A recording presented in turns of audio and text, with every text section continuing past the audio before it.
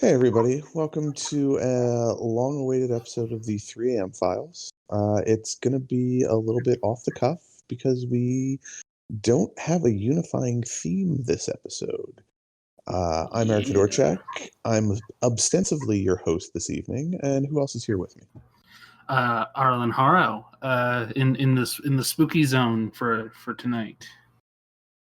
I'm America's favorite ghoul, Hunter Davenport. And I'm Lou Gonzalez, and I can't remember the voice, but I think he was like burpee. Isn't that what that's? That'll be Something called like back to that. later.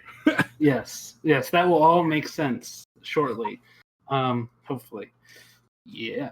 So it seems like tonight we just have three disparate things that are that aren't connected in any way, shape, or form. Because things have been a little bit hectic. We've had people who are sick. Connor is currently draining every little bit of phlegm that he has in his system. That could be a good segue into my story. Oh, that's true. That's true.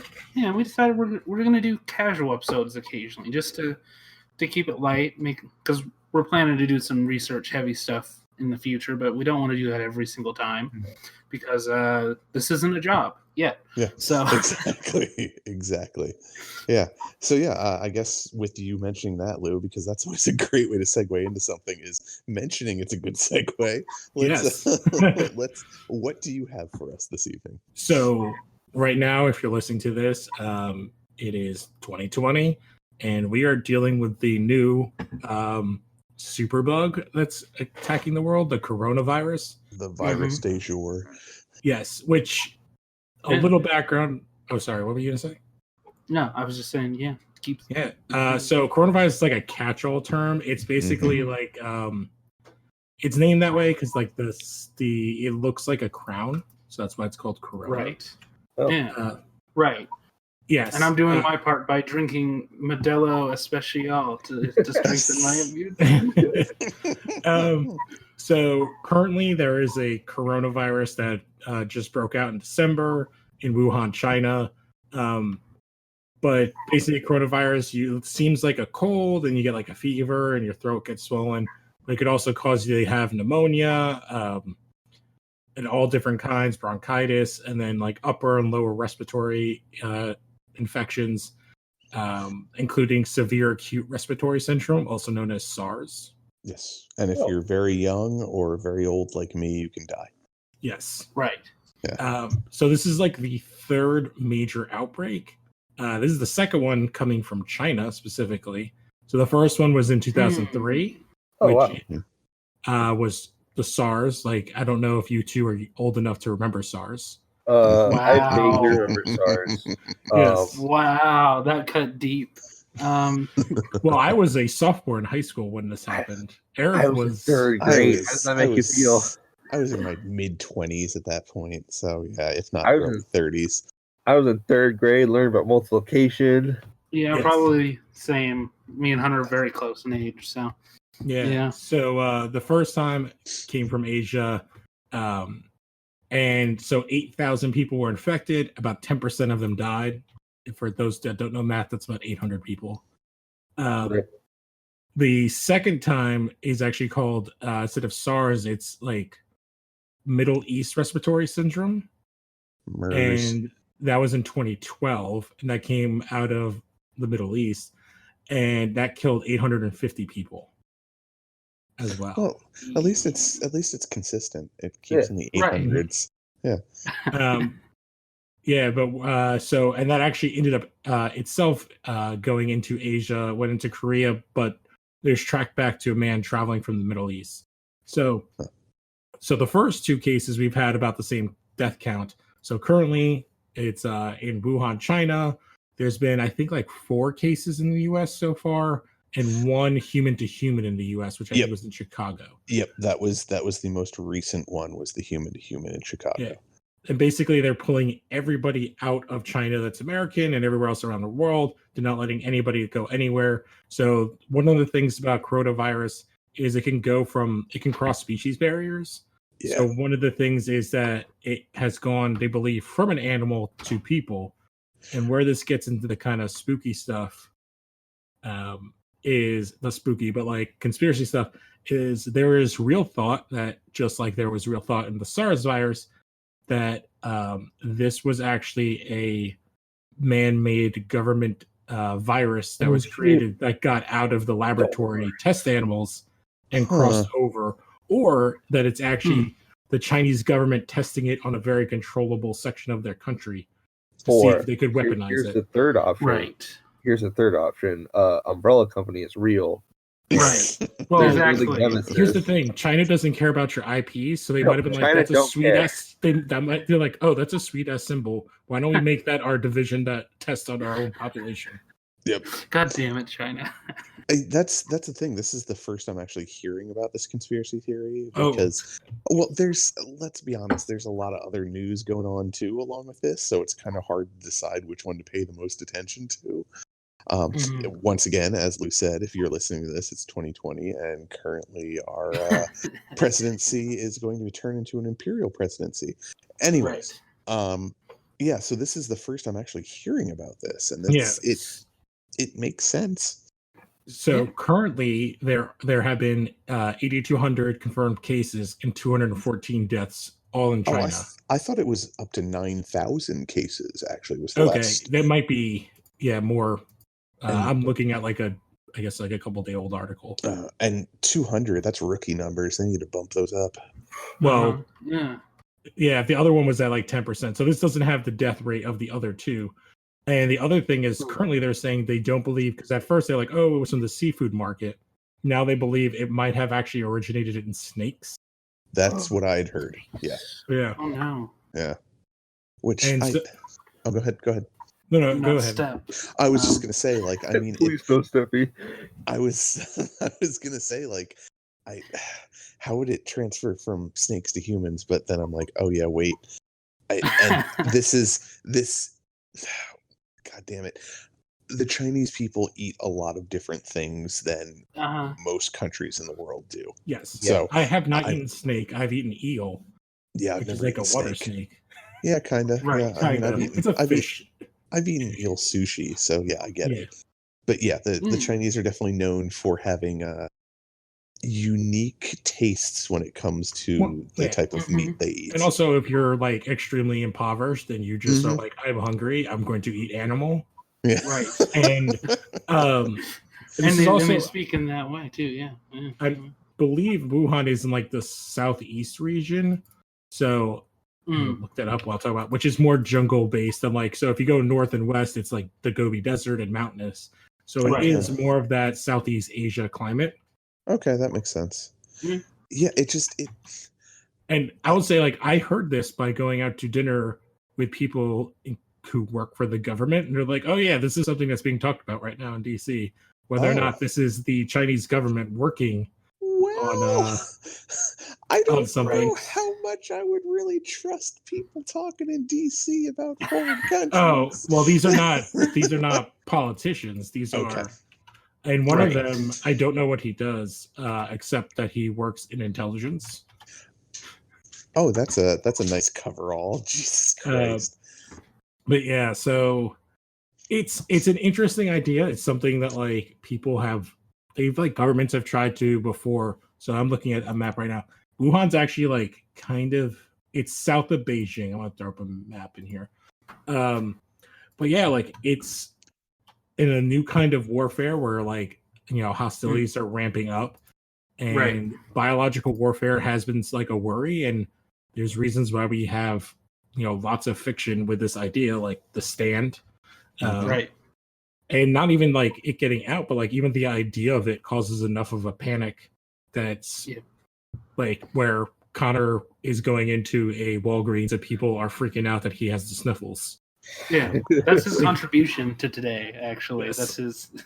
And it's especially scary since every 100 years or so, like clockwork, there is usually a big epidemic.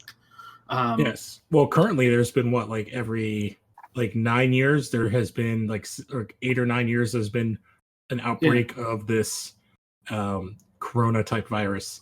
Well, I just mean the Black Death. The Spanish flu, which is about 100 years ago, give or take. something that size happens around every 100 years. Do you guys know about we're coming up on it? Because the Spanish flu is like an anomaly of all anomalies of viruses. Though. I don't know. Because like what Eric was saying, most flus and cold sicknesses kill the old and the young. The Spanish flu was the opposite. It killed like the healthy and like the prime of their life people. Wow. So it was very different. It's why it was like so. It changed the temperature of the Earth. That's how bad it was. I remember reading that or hearing that on a documentary somewhere. But when you look at ice core samples from that time, there's a visible difference in the atmosphere because of the Spanish flu.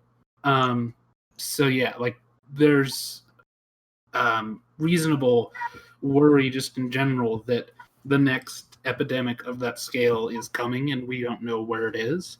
It's one of the things that the CDC is most scared of. Yeah, they said the highest mortality was in people 20 to 40 for the Spanish flu, which is because it takes out your entire workforce. This is the difference. Like as cold as it sounds, it's like if old people die and if young people, like kids die, your economy and your country can survive, but you take out that middle group. So there is a idea about engineering these viruses, which I guarantee they already have. It's just they're like, we can't release this out. Yeah, so like I love this kind of science. I don't know how to do it. I know people who do, specifically, and they like I don't know like how far like into this stuff you've gone, but like they have been engineering viruses for a while. Like I can't remember how many years ago it was, but they have been working on engineering the AIDS virus to eat cancer. And it's been working. That's a thing. Okay. Yeah. And then all they need to do is get Magic Johnson's blood and they can cure people then. Right, exactly. Or as they did in South Park, just inject money. Liquefied money. or you give them herpes though, unfortunately, because of where some of their money is spent. We perform a seance and summon the ghost of Connor's uncle. No. Oh yeah. Okay, Connor, if you're listening, I did not bring it up this time. It was not me. And he can fight the AIDS inside of everyone that's eating their cancer because he's AIDS ghost. Yes. Just an idea. Yeah. No, the idea though of this being a mistaken release of a disease that the Chinese government was working on, I would be more willing to believe that than I would like, hey, this thing accidentally evolved in nature. I mean, I know the biome is completely fucked everywhere at this point, so it wouldn't surprise me if stuff that didn't exist for a while is starting to pop up. And if you don't know how like the way like the flu, because this is kind of like a flu and flu vaccines work and how they do all that stuff is the flu, because viruses like die and regenerate so fast that they can evolve very quickly. And so when they create a flu vaccine, it's actually a guess at what the flu will look like by the time it gets to you. Right. Because it basically just goes around the world like an endless like stadium wave, like people doing the wave. And so like that's how they do it, which I believe this year they didn't do well on. There were two different strains of the flu that were out there. So even if you were inoculated against one of them. Yeah. That's why Connor, like, I think it was 2 weeks ago, he told us that he got the vaccine and he's still sick. So, yeah. So my wife got the vaccine and she still got sick. Yeah. But so like, it's funny though, because I get my inoculation at work and I work at a hospital and I haven't gotten hit with anything. So I work with gross children and that's because you're part of the elite, Eric. That's I wouldn't say that, but are you saying that Eric is a reptile that's invaded our podcast? Yes. I killed Princess Diana. And it's time we all admit it. Yeah. I'm the one who killed Princess Diana because she didn't want to bear the Moonchild. So, Are you also the reason why Harry and Meghan have disowned the royal family in Canada? You know, I can neither confirm nor deny the actions of my lizard brother. So, yeah, but yeah, I definitely buy China. Yeah, doing well, that. something I think that everyone can like think about and be like, oh, obviously, if you Yeah. think about it, it makes sense for governments to work on it. And Yeah. the second biggest government in the world, like that's actually a real threat to the United States is China. It's not really much of anyone else. Yeah, and if you just look at the state of the world right now, and it's a way. It's a way to like quietly create an attack on like another country. Yeah, and it seems like a Xi Jinping move to release a virus that just decimates everybody else. The eternal ruler of China. Yes. Right. Yeah. Well, I think what we need to do while the iron is hot is figure out what fake drug we want to try or supplement we want to try and sell to people to make millions of dollars, like Jude Law did in that what movie? What was the name of the movie Contagion. Contagion. Thank you. No, it was Contagion. Yeah, Sherlock Holmes. A Game of Shadows. I don't know if any of you have. I mean, you've obviously seen it, Hunter. I don't know if either you, Hunter, goddamn it, Arlen or Lou have seen it. But he plays a vlogger that is trying to convince people that there's a particular type of like supplement that will make them immune to the virus, and basically gets nailed by the government near the end of the movie for some sort of ridiculous, like, I don't know what it was, insider trading or fraud or something like that. But but it's actually really worth watching just to see a kind of realistic view on how things would probably go if this thing was to become more lethal than it is at this point. Well, yeah, that's why I love those kind of stories. Like if they ever actually make it, Why the Last Man is really interesting. The Stand is awesome, which I had a class this week, and one of the guys was like, yeah, all this coronavirus is really freaking me out because I just finished reading The Stand for the first time. And it's like, like they're like the way like sci-fi horror, I guess it's like it's sci-fi, right? To like do that stuff. It's like it kind of like is realistic. Like it would be slow and then it would be like slow at first and all of a sudden. Like it would be like those tiny little things that pop up. Well, and especially with how this strain of the coronavirus coming out of Wuhan works, is that it's a 14-day incubation period. Yeah, that's the crazy part. It takes so long. So it could be like a bunch of people, if it was to, let's say, go to a lethal level like the Spanish flu did, where like you have just all of a sudden outbreaks of people in their 20s and 30s dying, and like in 14 days. Yeah, if you're their government, you just get a bunch of people to be carriers, and then you just send them across whatever countries you want, different places. And then it's too late. By the time anybody figures it out, it's too late. It's hilarious. And if it was me making these decisions, I would start sending children who are in prestigious colleges to infect the children of rich people that would then be able to infect. Here's your problem, Eric, that even though the lawsuit was lost, those prestigious colleges don't really bend over backwards to get Asian people in, like Harvard. True. That's true. Yeah, that's true. Good point. Fair enough. Good point. But yeah, like it's an interesting thing, and I like, to me, of all the like doomsday scenario things, like I think that the like human created virus is the most likely to me. I mean, I just hope the virus gets me before the fires of nuclear war. Is what I'm really hoping for. Nuclear war, I think, is just never going to happen because it's just so mutually assured destruction. Can we get off this topic? It's kind of depressing. Well, no, I mean, I just want to say, I do think that's true. I think World War III is not going to be as dramatic or crazy as a lot of people think it's going to be, because it's been built up for so long. It would be a cold war or a quiet war. Like it would be hacking power grids and then making people sick. Yeah, I think that the adversaries, they're going to realize that whoever the major military force is that they have to defeat in order to win, us, that they're going to have to use other methods to win. They're going to have to play chess. And you could honestly say that the other fighters who might enter the ring, that they kind of already have been. You could say that Russia has been playing the long game, and that their strategy is just take them apart from the inside and let them destroy themselves. Yeah, I would just say, as in a political sense, Russia's really they tend to do stuff in order to stay relevant more than actually do anything offensive. I agree with that, but I think that's always been the case. I think this is the first time they're using that ability offensively. They're using the fact that they can blend in, that they can infiltrate, that they're very good at it.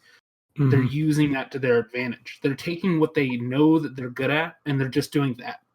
They're not building up a giant military.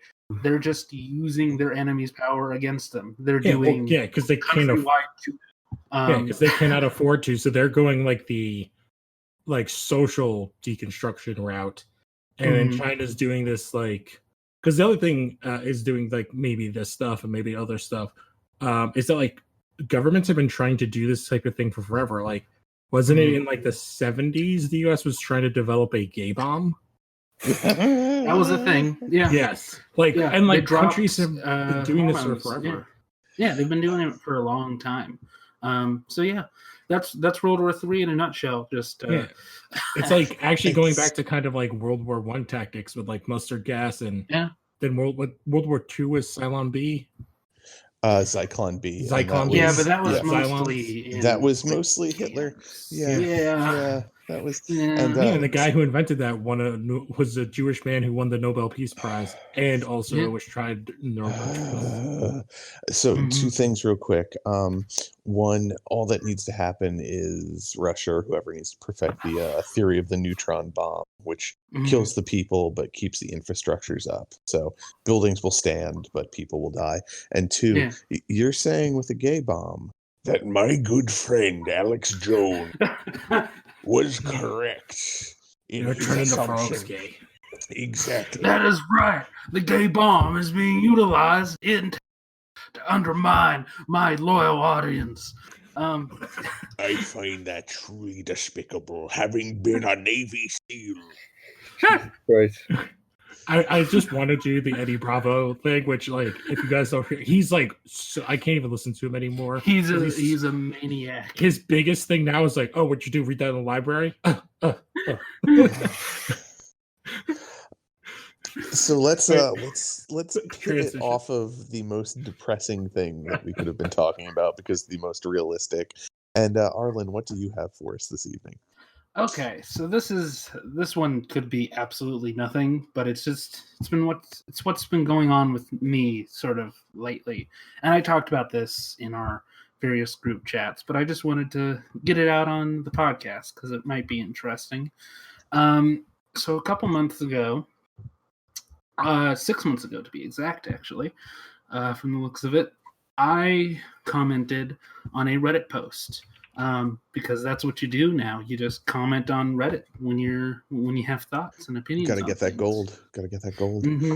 Gotta get them upvotes. Yep.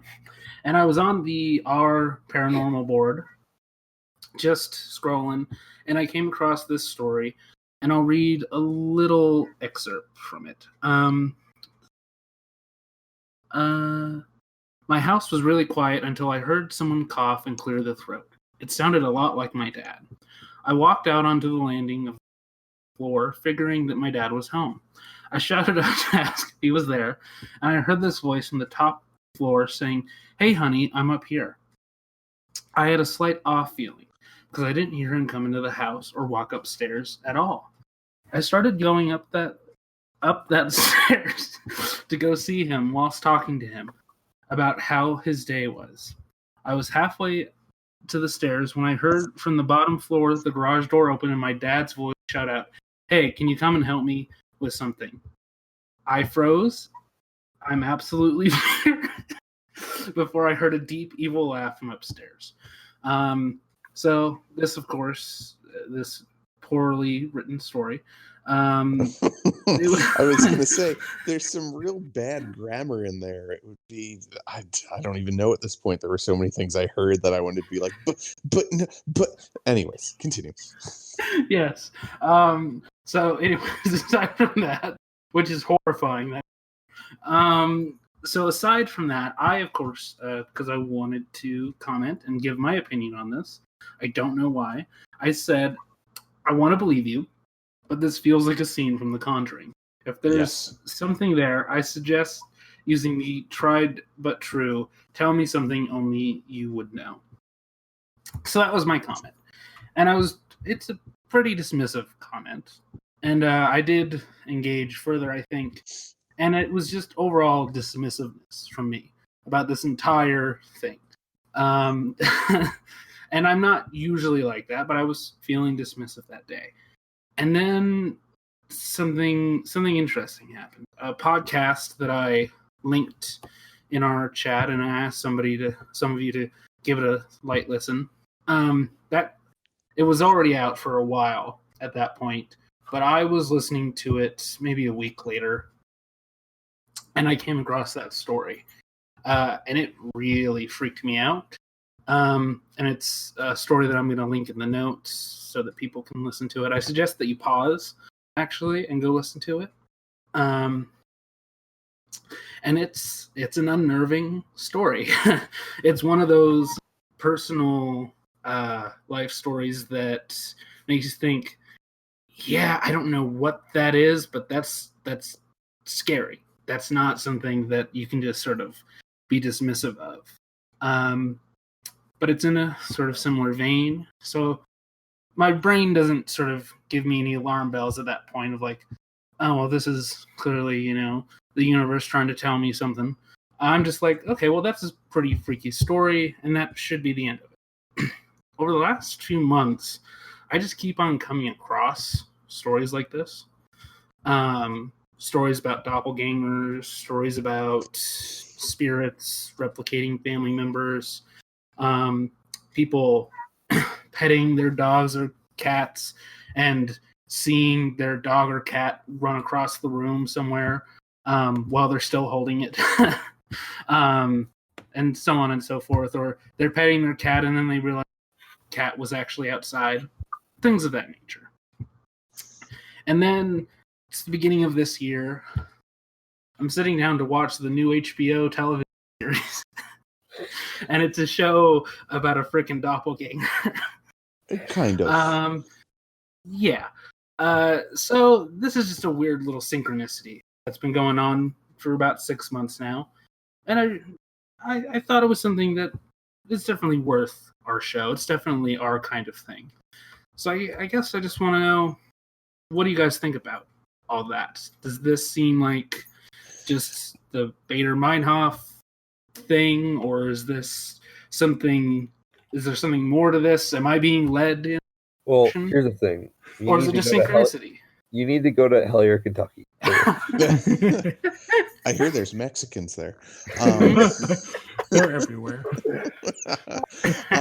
I think it's more synchronicity, and it's the same idea as like when you get a new car, all of a sudden you see that car everywhere on the road. Right. You happen to hear this story, and then you just notice because that particular type of story. Because I mean, any of us who know that doppelganger shit. Like you're way into doppelgangers. Like that's definitely something I've noticed before. So it would have stuck with you, and then you hear this other story. So that then reinvigorates the doppelganger, gauge in your mind, and then you hear this other thing, and so on and so forth. I think it's more that more than anything, but I don't know. Like, if I can. Like the way most of the time for me when I because I've had synchronicity stuff happen to me before, like and I'm going to be this old, when you had house lines and you would pick up the phone and the person you were going to call was calling you. Yep. That has happened. That happened to me like several times as a kid, which is insane. Yeah. But it's also one of those things. It's like humans are animals that were built for pattern recognition. So when we think we see a pattern, you're automatically always looking for that pattern. Yes. Yeah. And I think that has a lot to do with like certain like conspiracy theory stuff, which I love listening to conspiracy theories. I don't believe most of them, but I like listening to them. They're interesting. But like any of those type of things, I think it's a lot of like the way the human brain works. It sees something and it wants to fill in the gaps. And I think that's what happens in a lot of things. Yep. Yeah. So although that like the doppelganger stuff is interesting, that story that the woman told was spooky, but it's really creepy. And I think that's why this stuff stands out to me, because that story is so spooky. It's either she is a very good storyteller / writer, or something really fucked up happened to her. Yeah, and that's the thing. Like listening to a little bit of that podcast snip you shared with you. Excuse me, I've had a drink. You shared with us that talked about the girl hearing her little sister and her whatever speak. Anytime I hear stories like this, I definitely have like, I don't know what it is, but it's something in the back of my head that it could be what Lou is saying, but it makes me think there's something that potentially happened when I was younger. I don't know for sure because I don't have anything to say about this, but there's something about stories like that it seem familiar to me for some reason. So I can't say 100% for sure what it is. If it's just my old adult brain remembering something in the 18th century or what the case is. Obviously. And I definitely get that, because it made me think of not similar events, but things that I've definitely noticed since I was very young. I often think that I hear my mother calling me and she's not in the house. Oh, I've had that. Have you ever had like thinking your phone is buzzing and your phone's not even in your pocket? Yeah. Like those are like kind of weird brain tricks, but like I've definitely had those things before. And like the difference to me in this story is like there's things of seeing shadows and whatever out of the corner of your eye, which that can be like a million different things. Your brain playing tricks, but like there's like a creepiness in how specific and how engaged this was. That was like really weird. The specificity of it, I think it's the childhood game aspect of it. Of this is the thing that only me and a very small group of people have. It's like you say childhood, but she said she was like 12, which changes it a lot. If she was said like I was like 5, I'd be like, yeah, well, fuck you. You're a 5-year-old. You make shit all the time. You're a 5-year-old. 5-year-olds have imaginary. Yeah. And I mean, I do sort of buy into the whole babies and cats and dogs maybe see things that we don't see. I kind of buy into that, so I would maybe write off most things a 5-year-old would say, but 1 out of 100 times when they say, there's a man in the corner, I wouldn't necessarily tell them that they're wrong. I would tell them to describe the man to me in more detail. I would just ask if it's the cops. Right, exactly. And is he holding a gun? Exactly. Yes. Well, 12 nothing would happen to you. You guys are all white. Exactly. Yeah, exactly. Yeah. That's all right. Though. 12 is just old enough for me to be like, okay, you've seen some stuff at that age. Not a lot of things, but you're getting there. Well, and you're starting to understand the world a little bit. And 12 is that weird age where like people are starting to tell you like, oh, you're growing up, you're going to be a teenager next year. So you have this weird idea of like, I'm going to be an adult, even though you're not, but you have a certain sense of maturity bearing down on you. So you're in some ways less likely to make shit like this up, but in the same sense, you're also trying to hold on desperately to your youth if you're as enlightened as some 12-year-olds can be, and you realize that it really depends because like I'm like in schools and stuff. The kids that always have the most problem, the kids who are the most shitheads, are middle schoolers, which is this age. Yes. And there's like 3 kinds of middle schoolers. There's like the ones who are still like elementary kids. They are like kids. They're still little kids. Then you have the ones that are like might as well be like 35, even though they're like 14. But like they hello me. Yeah, they're like mature, like they're so mature looking. Like they like you're like, how are you in the school? Yeah. And then there's the kids that are the real problem, which is the ones that they look and are like physically not as developed, but they have like the mental capacity of like the older kids. So like they can get away, and they know they can. They know they can get away with stuff. Yeah. And it kind of the story reminded me of, I can't remember what it was, but it was like the British like haunting in this house, and it was around this one like the Enfield Poltergeist. Was that it? It was like a 12 or 13-year-old girl. Yes, that's Enfield. Yeah. Yeah. Yep. And it kind of reminded me around that, because it's always like around like young girls, like sometimes menstrual cycle stuff has to play with it. Mm-hmm. Yeah. Yeah. So it's like that stuff is weird, and I don't know. Menstrual cycles are natural. They're something that happens to a woman. I feel like there's like, I want to like say a really old joke. Can't trust anything that bleeds twice a month that doesn't die. And we're all canceled. All right. Cool. Yeah. Yeah. I don't know. Like, it's like everything that Lou was saying. Like, there's something about like 12 to 14 that it's hard to believe almost anything they say, but in the same sense, sometimes they're telling more truth than anybody else out there, because they don't have the filters and the crushing pressure of being an adult on them. So they're more than likely to be like, yeah, this thing happened. No, don't talk about that. But what, it's happened. Dad fucked that other woman. Like, what are you talking about? You all know. Yeah. It's all over Tumblr. Oh yeah, yeah. They are definitely. Why are there 6 figures? It took me a really long time to put that. God damn it! This is great pod. Yeah, I was like, I've been looking at that photo for a long time. Like, why does this look weird? I put that in the show notes now. I put that picture up only because when Arlen mentioned something about like petting your dog and then seeing it run across the room, I'm like, oh, I know exactly what I need to find. For those who are listening, because podcasts are audio, I put up a picture of a random act of kindness, which is softly kiss the postman's fingers when he puts them through your door slot, to let him know that you appreciate and you're thankful for his gifts. What I love is that it's a door with windows in it. Yes, I was going to say the same thing. You can see him kneeling. Yes.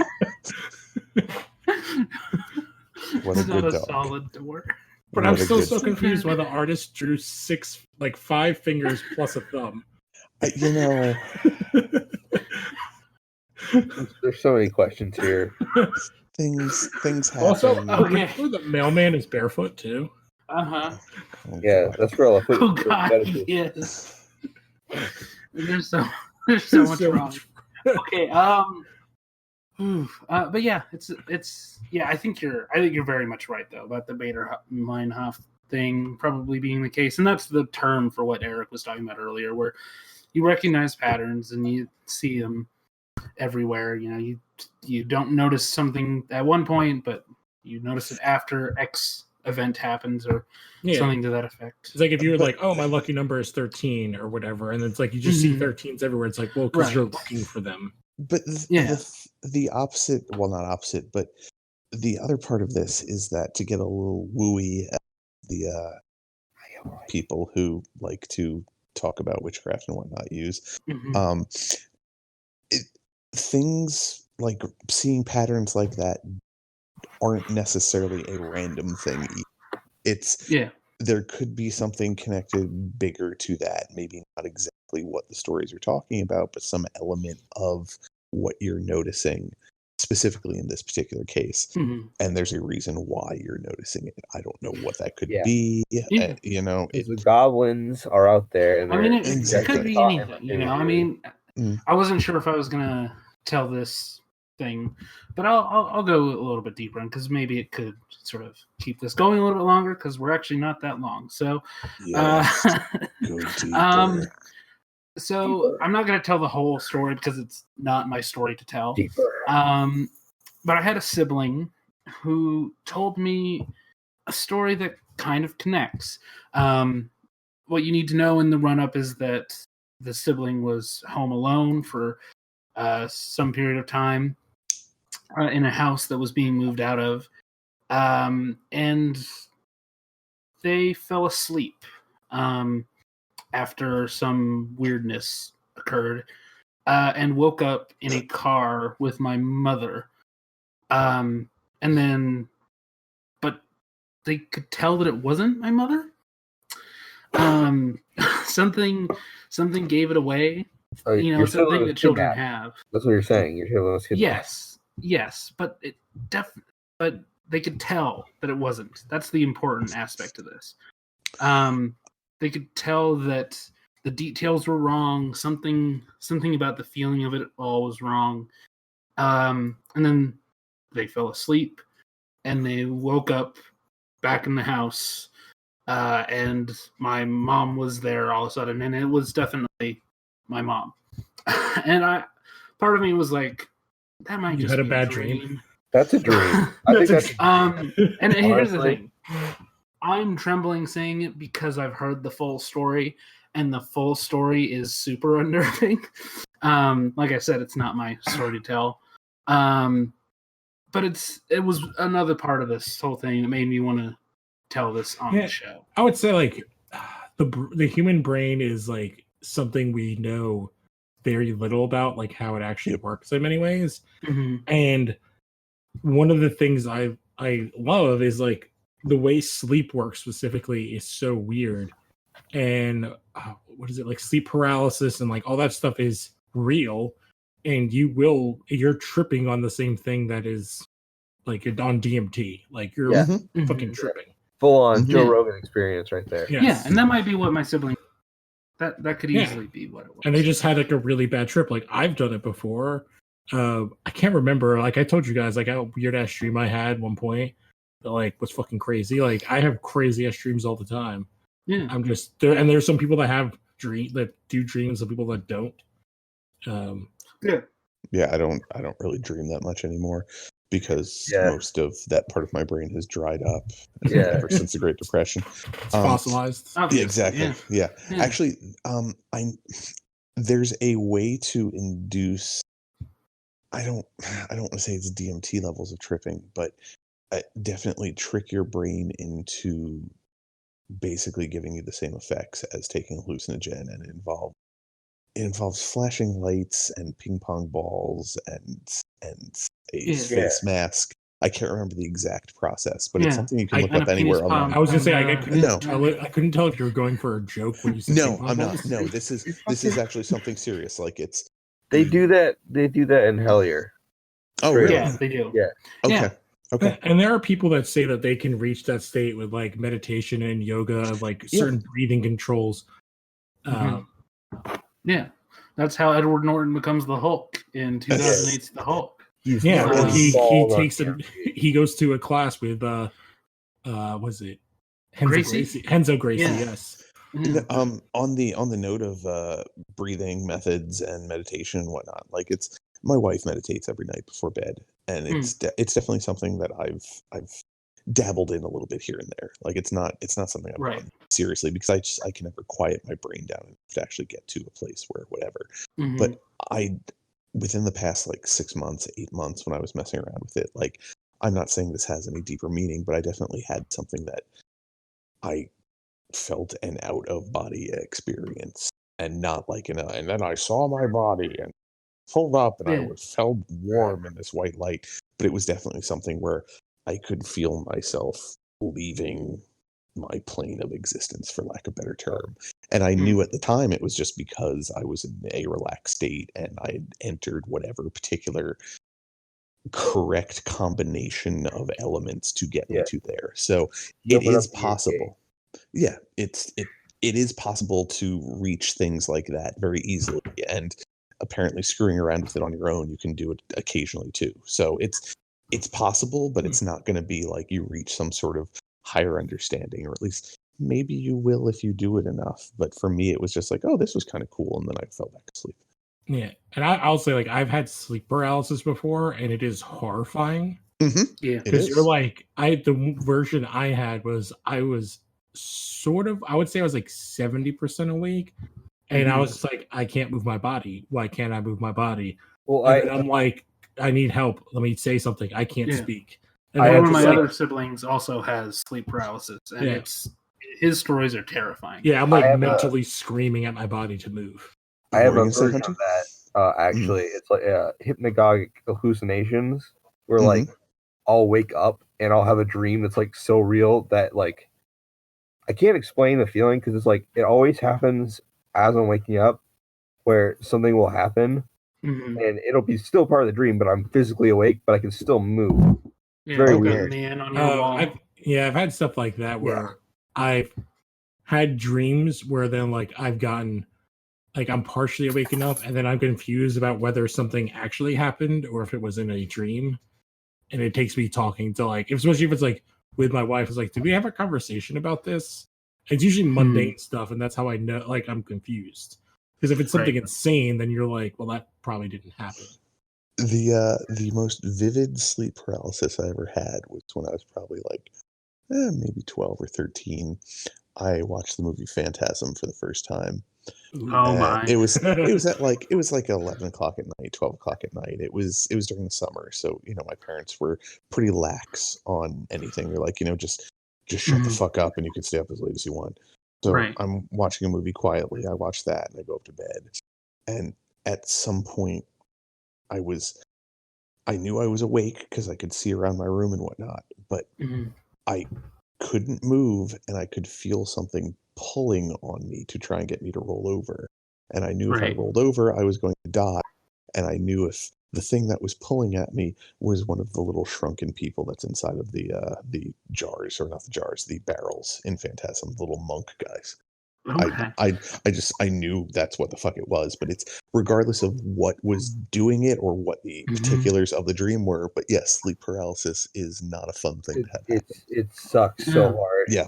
Eric, I assume you've seen The Nightmare, because there's another guy with the similar story. So that was clearly a common thing amongst the Phantasm generation. Yeah, apparently. Yeah. Well, and that's the thing. I mean, Phantasm was like probably 10 or 15 years before then. So yeah, it was awesome. But stuff like that can also like seep into your subconscious too. Like it's like you watch like a scary movie, and like 10 years later in a dream you'll see something from that movie. Like yeah. I mean, I remember being a child, and the image of Dracula terrified me. Just the image of like the Boris Karloff, like Dracula. You mean Bela Lugosi? Bela Lugosi, yeah, that's the one. Yeah, just him. Nothing else. I don't need anything else. Just I say him. that, and I was like, and to me, it was like one of the worst horror movies of all time. Like destroyed my brain, which was Puppet Master, because I saw that when I was like 5 or 6. For me, it was Killer Clowns from Outer Space. True story. Oh, that makes sense. But I was like young. That was a thing. I was young, and I saw that. I probably shouldn't. The two movies that freaked me out the most as a kid were Puppet Master and Predator.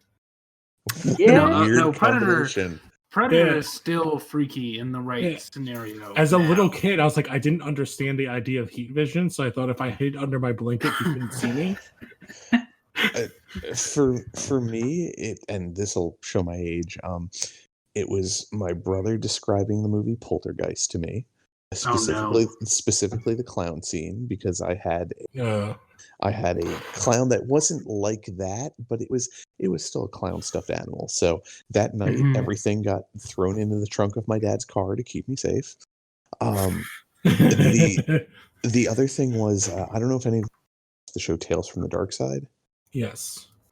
There was one particular episode where there was a young woman staying at a boarding house, and there was a door inside of her closet that was much smaller, and basically, long story short, there was a creature that would come out of it at night, and it eventually killed her. And when we moved into the house that we moved to from Illinois to Pennsylvania when I was 8. The rooms in our house, my brother and my room on the second floor, had little doors like that. Oh God, what was that? There were little doors. You're subconscious. Yeah, exactly. There were little doors inside It was the a closet. little woman talking. Yeah, and I had to have a lock put on my closet for a little while there when I was growing up because It was probably like a crawl space entrance. Oh, it was. It was. Yeah. Once I finally got over that irrational fear, I went back there. And I'm like, just reminded me, and this will date me. So when I was little, I don't know when, I would have been like 3 or 4. My parents got a Teddy Ruxpin for me. Like, if you don't know what this is, it was I know what it is. Exactly what you're talking about. Yeah, so it's like so for people that don't know, it's like a 2.5 foot tall teddy bear that you put tape deck, like it has a tape deck in it, and you put tapes in it, and it talks. He's a sequel to the Buddy doll, correct? Or he's kind of. No, my buddy he was a competitor. A much more expensive competitor. Yes. Yeah. And so I think I played with it for like a little while, and then we never changed the batteries. But it would eventually, like, there would be enough juice. Like, there's no, I don't even remember if there was an off switch, but like the tape was in it, so it would just play randomly, really slow. Oh God.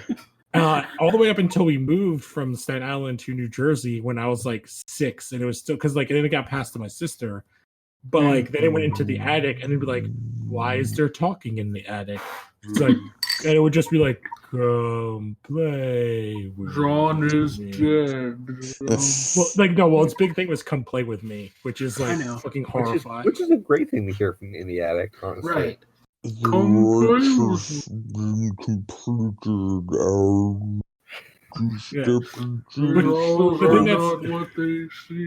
best part of it is, though, is like as a little kid, I thought it was hilarious, but it would scare the shit out of my parents. That's great, actually. Because I just would have like, oh, it's a Teddy Ruxpin, and they would just be walking like, what the fuck is that noise coming from the attic? So they reenacted Gremlins, the scene with the mom many times over. Yeah. All right, so we should probably move on to Hunter to share with us this evening. So my story. This is a story that deeply unnerves me. This is something that, for lack of a better word, haunts me almost. And even if it's not real, I just don't like thinking about it. So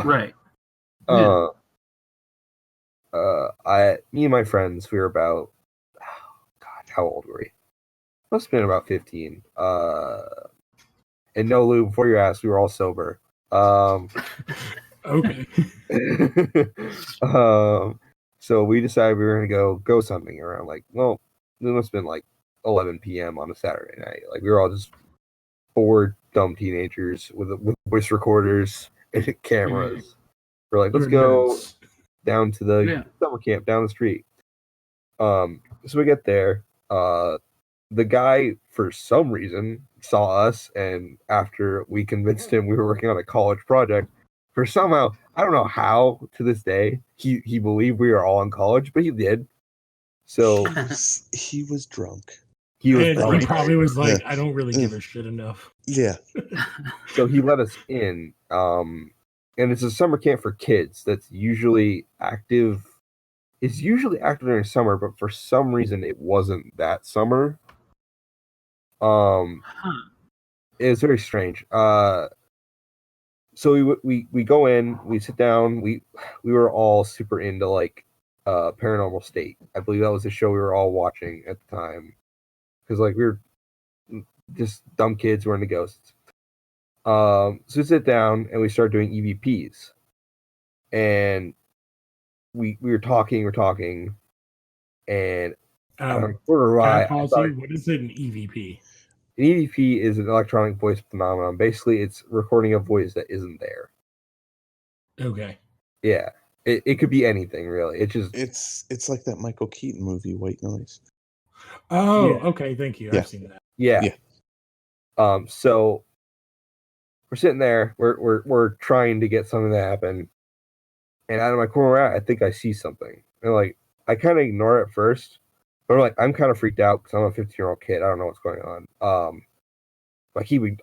I try to keep ignoring it. Until eventually I kind of look over and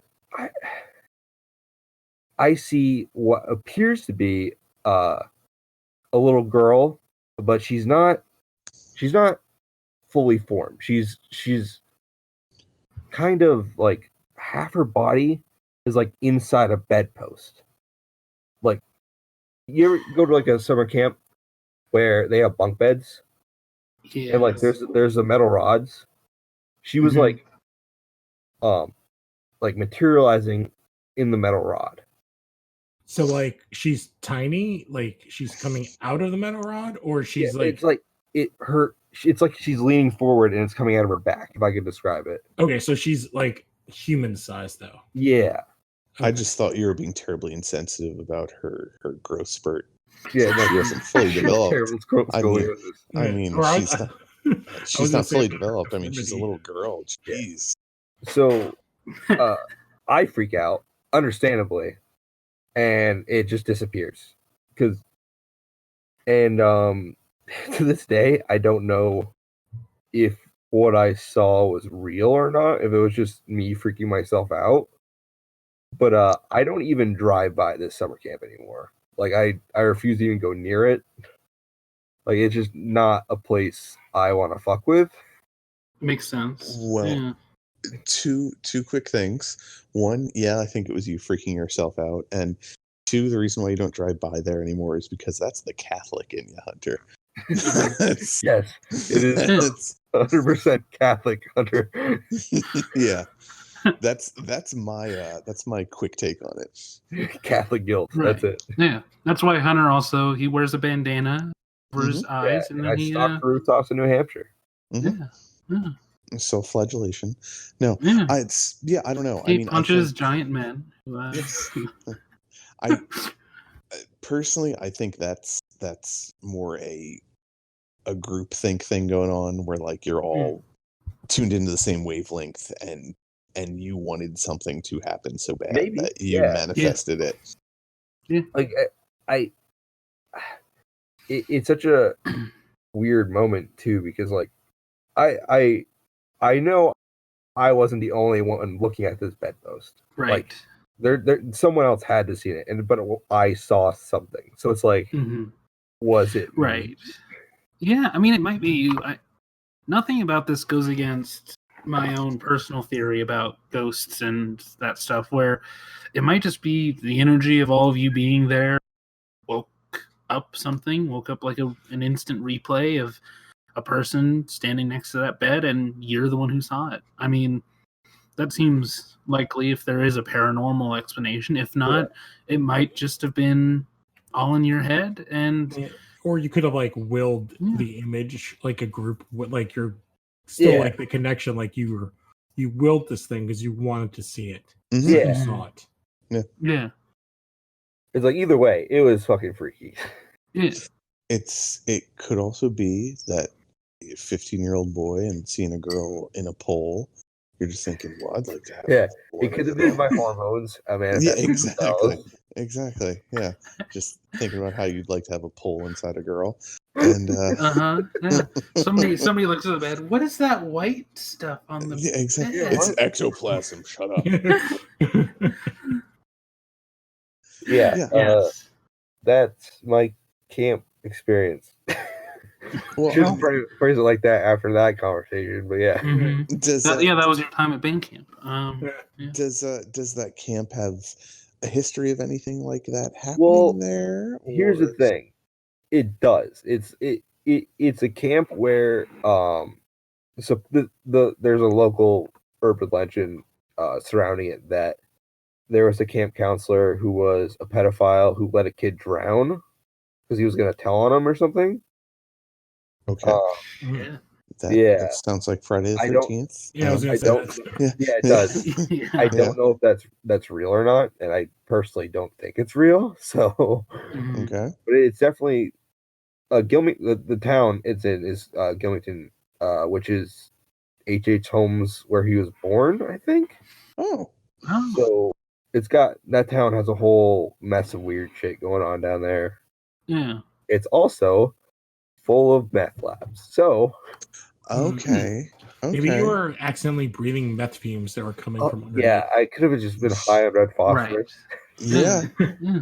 Yeah. It could have been somebody was in the beginning stages of cooking meth, and you guys were just all high and didn't realize it. That's why he let us in. It's all coming exactly. together. Yeah. Exactly. No, I don't know. That's the thing. Like, if it was just you on your own, like I don't know. I don't know what the exact equation is, because there are definitely times that, like, you'll hear a story and it'll be like, okay, that seems like, there's no empirical evidence against it. But being 15 and being a group of you who were there, were starting to freak each other out as is. Like, I know, because I've done stupid shit like this with friends when I was younger. And at that point, then you just become kind of lightning rods for things real or otherwise. Yeah. And I would say, like, I kind of did the same thing too, but not looking for stuff. I guess kind of. I mean, and then when nothing happened, then we did donuts in, like, this place. Like, it was a weird place. I could probably look up information on some point, but it was like a group of houses where the nurses for an army base lived. But if you went past them, there was a gate, and my one friend rode his bike and got stopped by a military police officer within like a minute. Okay. Yeah. So, like, past the gate you couldn't go, but they were like these old abandoned, and we would just do donuts there. That's where they're keeping all the aliens, dude. Well, most likely the rumor was it was like one of the secret nuclear missile sites. Oh, okay, good. Oh yeah. I run into Solid Snake and I mean, Hunter, you say that there's other weird stuff about this town other than H.H. Holmes being born there and the potential Friday the 13th origin story of this place. What other things about this town are apparently bizarre or paranormal in nature? There's secret graveyards you can find. Like, we've broken into it. Oh shit. Okay, I'm gonna admit this right now. We've broken into a few. Yeah, whatever. I've done that stuff. Yeah, you're not bugging anybody. They're dead. Yeah, we've broken into a few. My friend.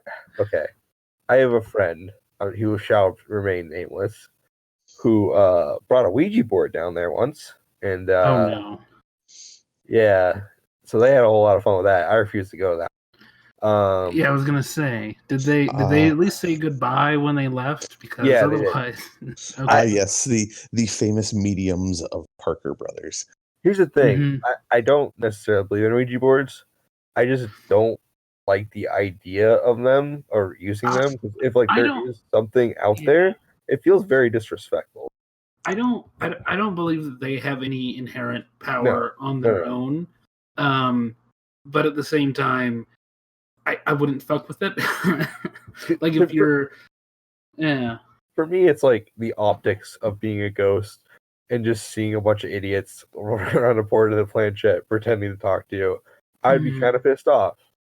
I mean, or if you go more towards the celestial, nth dimensional entities perspective of, like, you're trying to talk to me through a cardboard thing and a glass little wooden pommel or whatever that is. Like, really, that's how you're going to try and communicate with other things in this dimension? Okay, well, I'm gonna stick around and I'm gonna do it just to fuck with you. Yeah, exactly. That would be my first instinct if I was dead. It's just like, I'm gonna fuck with these kids so bad. As for other weird things, like this is recent, more true crime thing. Is they found a dude just dead on the side of the road and nobody knows what happened to him. Like, okay. Yeah, like he I can't remember the exact details, but like he just looked like he keeled over, and apparently he was connected to another body they found, and that's it. That's all I know from that story, really. But Are there any large bodies? Because if there are, I would think it might be the aquatic goddamn werewolves again. It's the aquatic. I mean, we've been tracking aquatic werewolf movements. They moved to the northeast because they want to get to the Fosters in Canada. we do live in the Lakes region of New Hampshire, so there is probably a bunch. Oh, the freshwater aquatic Yeah, werewolves. freshwater. You gotta watch out for them. Yeah. They left the Southwest out of fear of the coronavirus. Exactly. Yeah, I don't know, Hunter. It's this, and I don't mean to poop on your paranormal experience. But this just strikes me very much as a bunch of kids who wanted something to happen, so they made it happen. I mean, yeah.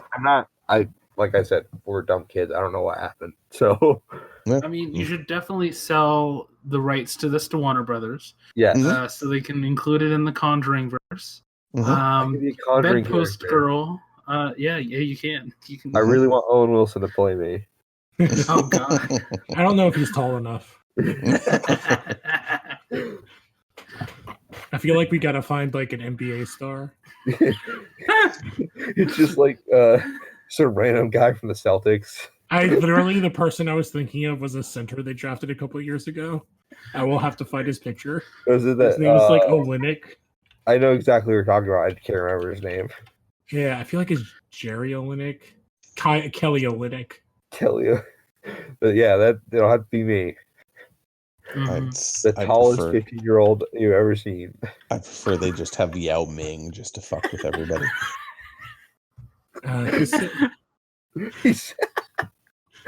God damn it, Lou. Or Vladi Divac. Vladi Divac. That's such an old pull. Yeah, it is. Who's talking right now? Come on. Yeah, so did anybody else have anything they wanted to add to Hunter's story about being 15?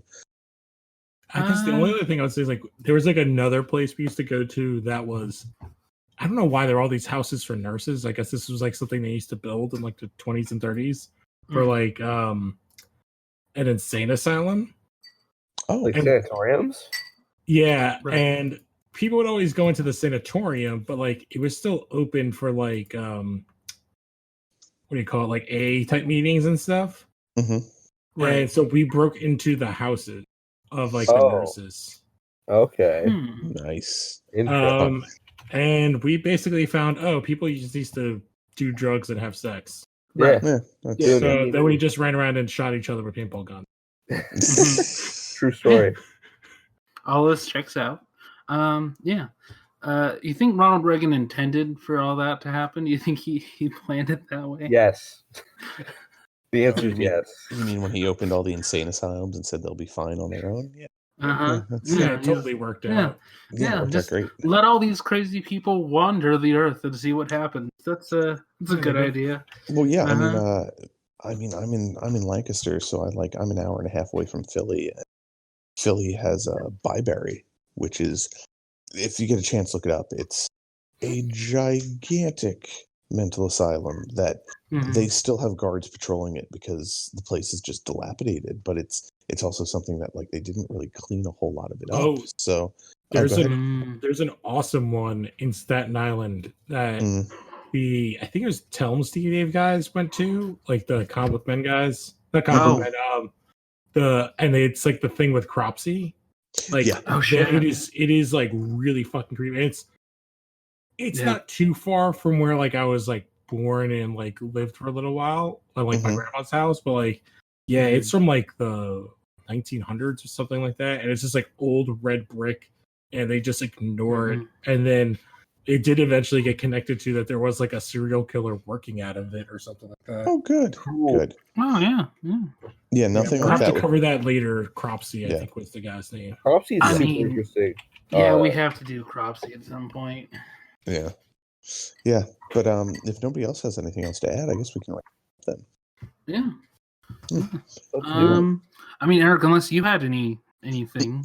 No, not really. Like I was playing the Devil's Advocate episode, which I think is if people, all 2 or maybe 3 of you who listen to this, have come to realize like that's what we've come to an agreement on is the strongest way to approach this is always have somebody who doesn't have something to add so they can have a completely unvarnished view going into each story that that people are sharing.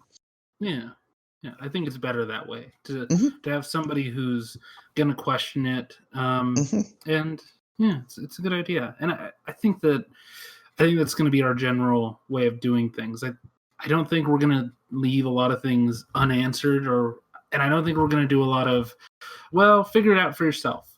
Yep. Goodbye. Yeah. Yeah. Yep. Yeah, I think that's just the best way for us to go forward.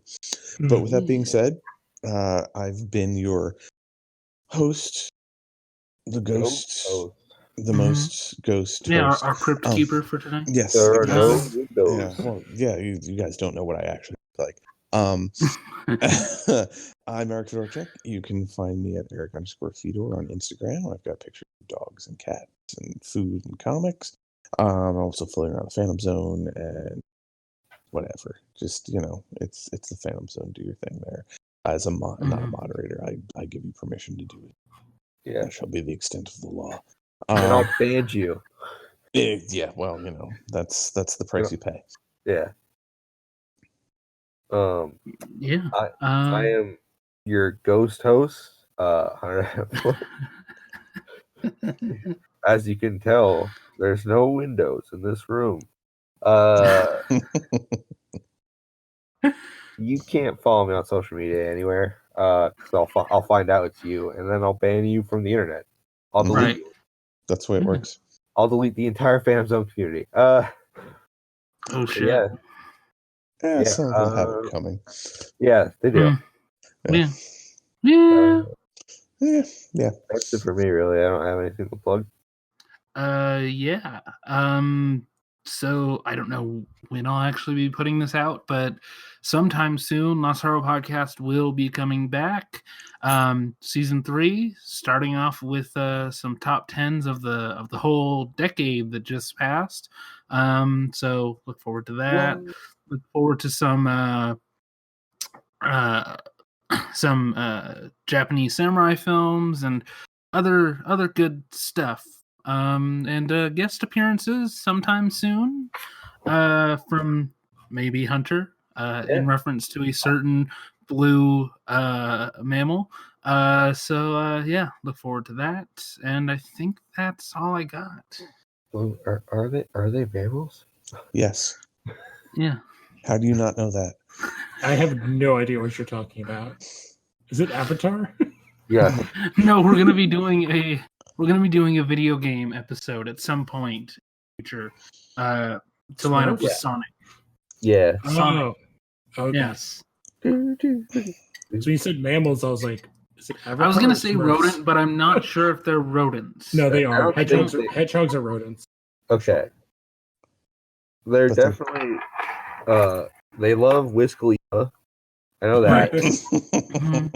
And Ty Dolla $ign. Yeah, Ty Dolla $ign and Swanko the Kid. Mm-hmm. Right. Yeah. Jesus Christ. Oh. 8 trips into 10.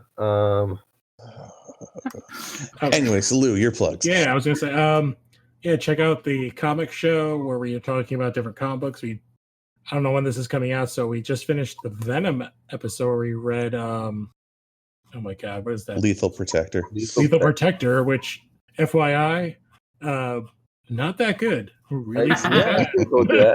But hilariously bad. There's 3 different super rich villains in it. Almost. Oh wow. Almost like Venom isn't that good at character. Oh, the most surprising thing is how much that movie took from that comic book. Venom is the Sonic the Hedgehog of Marvel. God.